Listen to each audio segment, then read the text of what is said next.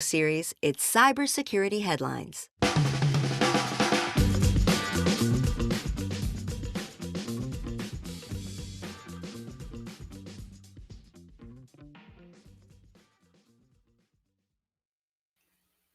Salesforce email service used for a phishing campaign. ProtonMail shares user IP address with law enforcement, and stress and burnout are affecting a majority of cybersecurity professionals. These are just some of the stories that my colleagues and I have been bringing to you on this week's cybersecurity headlines. And now we have a chance to get some insight, opinion, and definitely some expertise on these stories and more from our guest, Matt Krause, the CISO at Taco Bell. Matt, thank you so much for being here. It's a pleasure. Thank you. I appreciate the opportunity. I'm really looking forward to this. All right, we'll dive into the conversation in just one moment. Wanted to thank our sponsor, Semperis, for supporting this show. Couldn't do it without them. Deeply appreciated. And remember, you can join us on Crowdcast. Get involved in the conversation. Send us your comments on the stories as we are talking about them. We got the URL up in the corner of your screen, so be sure to check that out. And if you're listening to us later, join us on a future week in review. We'd love to have your comments. We've got 20 minutes, though, so let's get into it. Salesforce email service used for a phishing campaign. Cybercriminals are using Salesforce's mass email service to dupe people into handing over credit card numbers, credentials, and other personal information in a novel phishing campaign. According to email security service provider Perception Point, the bad actors are sending phishing emails through the Salesforce email service by impersonating the Israel Post Service in a campaign that's targeted multiple Israeli organizations. Most email security services are unable to detect attacks using Salesforce's legitimate platform because they blindly trust that Salesforce is a safe source, even to the point of whitelisting the service's IP addresses to streamline the email process. So, Matt, my question, why would Salesforce be whitelisted like this? What does this suggest for other large platforms? I thought, zero trust was the order of the day. Zero trust is the order of the day on paper. Zero trust doesn't always make it into practice, even in times when we want it to. This one was interesting. It's a classic case of third party risk, but in this case, it was third party that you don't necessarily even contract with. So we always think about third party risk, like who are my providers, sometimes fourth party, who are their providers. We almost never think about who are my providers not, but who I may be forced to trust or told to trust. In this case, I think Salesforce actually instructed people to whitelist their IPs. And so, I would actually put partially some of the blame for this on Salesforce directly, but more so on obviously and you hate to blame the victim, but in this case, that's what we're going to do. We've been trained to implicitly trust big names, right? Salesforce, Microsoft, Apple. We say, we don't really have to worry about them. They're big. They've got it under control, and that's inherently dangerous, right? As we see here, you can't always trust. So that's why zero trust became a thing. But it is really important that we really, really mean it if we're going that route. Whitelisting in your phishing filters or whitelisting in your SPF, like really bad idea, right? Whitelisting in your spam filter so that stuff doesn't get marked as spam when it's supposed to, or when it's not supposed to. I could see a case for that. But whitelisting through your security controls is never a good idea, and this is why. I mean, in this case, this was legitimate Salesforce traffic. It was just traffic that Salesforce didn't actually want to have, but it really did come from them. And yeah, so that's why it really opens up the idea of when I think at large kind of come to understand the danger of these supply chain attacks, like supply chain style attacks. I don't even know if this would qualify as a supply chain attack, but like you were saying with, third party, fourth party, even someone that's not your client or like not a vendor or a client of yours, and having to think about that within your overall kind of security supply chain, I think is something that we're all just kind of realizing the implications of, for sure. Yeah, well, and it shows the limitations of technical controls too. I mean, this is why it is so important to train your users. And that's users are human, they're going to make mistakes, whatever the case is, but it's really, really important to have that human backstop. Mm-hmm. Somebody say, I'm not expecting a package from Israel, am I? Yeah, it's not just technology; it has to be people and process too, for sure. Yeah. Next story here: 8 U.S. states to begin accepting digital driving licenses. Arizona and Georgia will be the first states to allow their residents to use this system, in which a driver's license and other state IDs are stored on iPhones and the Apple Watch. Apple said it has introduced new security features. That means users do not need to unlock or physically hand over their phones to police or security officials. I know that was a major security concern. The company stated only after authorizing with Face ID or Touch ID is the requested identity information released from their device, which ensures that just the required information is shared, and only the person who added the driver's license or state ID to the device can present it. Users do not need to unlock, show, or hand over their device to present their ID. So, Matt, does this sound workable? Raise any red flags? I also see like user error, like I didn't mean to unlock my phone, but I did because I'm nervous because I'm talking to law enforcement and I didn't expect to. Right. I mean, look, the digital security of the ID, actually, as I thought about this and when I read this story, doesn't concern me all that much. If we store our credit cards on our phones today, and I think that that's an easily enough solvable challenge. What worries me more is the introduction of things like stalkerware or tracking apps on a phone that's tied to your identity. If we start training people more and more to rely on their phones and carry their phones, and I mean, who doesn't carry their phones? Probably you guard your phone more closely than your wallet. If I were to ask you, where's your wallet right now? You might know, you might not. I don't know where my wallet is. It's probably on the nightstand. It might be in the pocket of the pants I was wearing, hanging in the closet last night. I'll find it when I go out somewhere. But I can tell you where my phone is. It's 8 inches away from me on the table right here. So we already carry those things, but teaching people to be more and more dependent on them as a society, that worries me quite a bit, because we've seen in other countries the introduction of stalkerware by partners, by spouses, by adversaries, by whatever the case is. And if somebody is trained socially to rely exclusively on their phone for their source of identification, payment, access, whatever, you know they're always going to have that on there. And so it just raises the value of that as a personal attack vector. All right, our next story here. ProtonMail shares user IP address with law enforcement. This one got a lot of coverage this week. The privacy-focused email provider received a legally binding order from the Swiss Federal Department of Justice it was obligated to comply with, leading the organization to begin logging the IP address of an account and collect device metadata, and then subsequently handing that information over to law enforcement. The account was related to the environmental activist whose actions were deemed illegal in Switzerland. ProtonMail CEO Andy Yen said the company had no choice but to comply, although he said handing over data is not by default, only if legally forced, hence why it was some confusion, I think, initially that they weren't logging this before law enforcement insisted that they do. So my question, though, is, Matt, what's next here? And what does this say about when we're talking about things that we assume have a level of privacy and security, like end-to-end encrypted services or anything else with confidentiality kind of as a feature? Well, I mean, it's, I hate to be axiomatic, but the best way to get something done is to do it yourself. And you always have to remember that you're always giving up some level of control and some level of privacy whenever you contract something out to a third party. In this case, your personal email to ProtonMail. Not very many people are going to run their own email servers at home or whatever the case is. They can. Certainly, that's a doable thing and not that difficult to set up, but most people are not going to do that. I think in this case, Andy was right. He had no choice. And people have to understand that even if somebody, a third party is really concerned about your privacy, they're a whole lot more concerned about them staying out of jail. And so when law enforcement comes after him. So the lesson here is, if we extrapolate this to an enterprise environment and we take email out of the equation, and let's say we're talking about encryption keys, really, really important to own your own encryption keys and make sure that your contract with your KMS provider, if you don't roll your own KMS internally, gives you the legal ownership there so that you're in control of whether or not those get disclosed to law enforcement, in this case. Okay.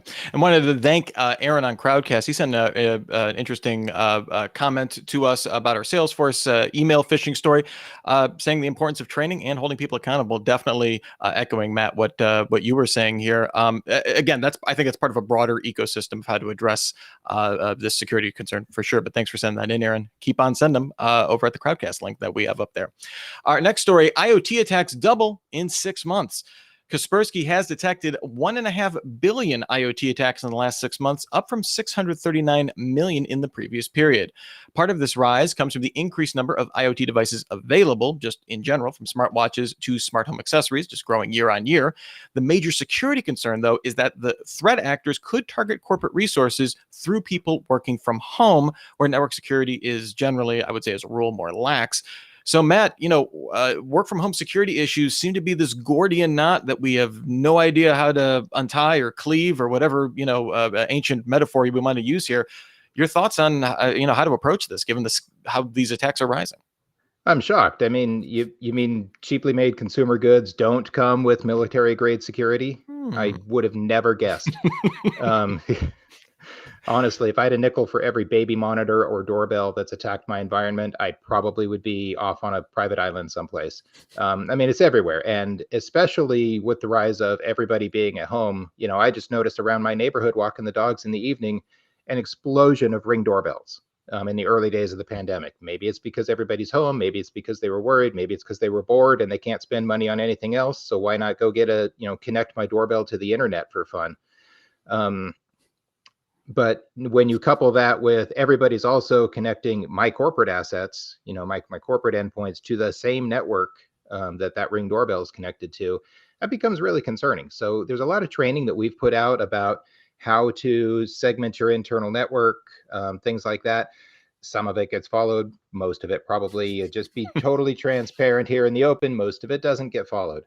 And so again, we come back to zero trust. We can no longer implicitly trust that just because an asset is ours, we know that it's good. We got defense in depth, of course, all over the place, but you can't necessarily trust what comes out of somebody's laptop any more than certainly no more than you could before, and definitely a lot less. I think it's IoT is an interesting thing because I'm seeing it creep into the enterprise space too. We're in the restaurant business, and obviously we see it creeping into our restaurants through our franchisees and stuff that we want to bring in operationally as well. It's still in its infant stages. I think that eventually certifying bodies like the UL or the CE in Europe will become a lot more common. And my advice to IoT vendors is to form a self-governing working group to hold yourselves accountable. Obviously, it increases cost a little bit, but I think that if you're going after an enterprise customer, adhering to some kind of industry standard that you can define as the IoT industry leaders would really, really be beneficial. It's similar to what the credit card industry did with PCI, and that's worked reasonably well. All right, before we move on to our next story of the afternoon, I want to give a big thank you to our sponsor, Semperis. One thing we've learned from attacks like SolarWinds, cyber criminals can lurk in your Active Directory environment for weeks or months before dropping malware. How do you root them out? First, you need to uncover security gaps in Active Directory that can lead to a breach. Download Purple Knight, a free security assessment tool from Semperis that scans your environment for pre-attack and post-attack indicators of exposure and compromise. Check it out at purpleknight.com. That's KNIGHT.com. All right, moving on here. Interesting study looking at the criteria for ransomware targeting. This comes from the cybersecurity intelligence company KELA, and they try to look into how victims are selected by ransomware organizations, looking at forum posts from this past July from parties looking to purchase access to a network, basically looking for ransomware as a service providers, I guess. You shop around like that, like any other service provider. 40% of these are want ads created by those working for ransomware organizations, just kind of for reference. They found that target companies have an average revenue of $100 million, although that's an average, meaning that smaller companies are still vulnerable, and particularly smaller companies in the US seem to be more vulnerable with less revenue. 47% of organizations refuse to target healthcare and education industries, while 37% ban targeting government sectors. And needless to say, Eastern Europe is almost certainly off the table for a lot of these organizations. So, Matt, interesting statistics, a lot to go in there in that study. Definitely worth checking out. Any significant meaning to you, or is this just one study out of many in the growing ransomware literature that's out there? Yeah, I mean, it's interesting that it's been studied like this because to me it highlights that the criminal gangs that we're fighting are no different from any other criminal gangs out there. They always target and profile their victims. And so we think about, well, why are they targeting and profiling smaller customers or smaller companies or customers, depending on how you look at it. Last year during the height of the pandemic, we saw a huge increase in ransomware attacks, period, but especially against small businesses. I think it was over 400%, the rise in ransomware against small businesses. And why is that? Well, who were small businesses last year especially? We're all stressed, but small businesses are exceptionally stressed. They're teetering on the brink of survival. They've probably got, some meaningful percentage of their staff who's out of the office for whatever reason and can't come in. Those people are probably already wearing multiple hats. And, half of ransomware is psychological, right? So if you're a business owner, especially a small business owner, during that time especially, you're already stretched really thin just to keep the ship running, and you're not going to be prepared to withstand an extortion attack like this. So you are more likely to pay if it's a reasonable amount that you can swallow somehow, just to get over it and get on with your life, versus a really large enterprise that has the legal and the cyber and the technical resources to fight you or to stave you off or to wait it out, and that has prepared. So to me, this story really just highlighted, the criminal element. We often don't think about cybercrime in the same context as regular street crime, but there's really no difference to me. It's just a difference in methodology. No, it's super good point. And I wanted to just trail back real quick. We got a comment in from Matt Black on Crowdcast on our IoT attack story, which I think is definitely kind of in the same vein here. And he suggested needing something like UL certification for IoT devices. Just real quick, Matt, I'm just thumbs up, thumbs down, possible? Yeah, absolutely. I think UL is probably a good place to be looking for that. And if it's not United Listings themselves, it would be some other very similar security-based certifying body. I think that's where we're going. But as Daniel points out, might not be possible due to the cost to customers, and definitely a big consideration for sure. Moving on to our next story, a ransomware gang threatens to leak data if a victim contacts the FBI or police. Ragnar Locker Group is threatening to publish full data of victims who seek the help of law enforcement and investigative agencies following a ransomware attack, or who contact data recovery experts to attempt with decryption or negotiation processes. This announcement puts additional strain on victims, considering that governments worldwide have strongly advised against paying ransoms, but have suggested turning to law enforcement instead. So, Matt, kind of going to your point about this being in a lot of ways, not just a technical attack, but a psychological attack. Is this just upping that kind of ramping up that psychological warfare? I mean, certainly like law enforcement or these, ransomware negotiation agencies could set up encrypted back channels on, any number of messaging apps or something like that to, I would presume, unless you're completely owned in every single way, to keep the ransomware operators from knowing about that. What do you advise a company to do though in this kind of escalation? Yeah, I mean, not paying the ransom is certainly solid advice, but you got to remember every action has a consequence. And in this case, the consequence is the extortion gangs are getting more and more desperate, because it's no longer just throw your hook into the lake and see if you grab a fish. It's, I want to intimidate that fish into biting my bait. And if somebody can tell me how to intimidate a fish, let me know.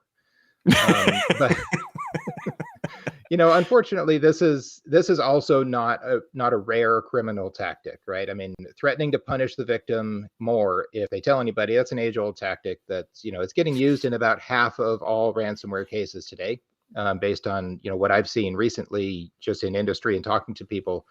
And certainly that's another psychological element. I think my best advice is to assume that they really do have your data. They've probably shown you pieces of it, and they probably really do have it. And just prepare for it to be released, because chances are strong that whether you pay or whether you don't, they're going to release your data anyway. I've read about cases where the company has paid the ransom, said please don't release this data, and they say, well, for another 10 Bitcoin, I won't release this data that I already have. Mm-hmm. And so what do you do there? You've already spent all your money, and you're still out the damage. In for a Bitcoin penny, in for a Bitcoin pound.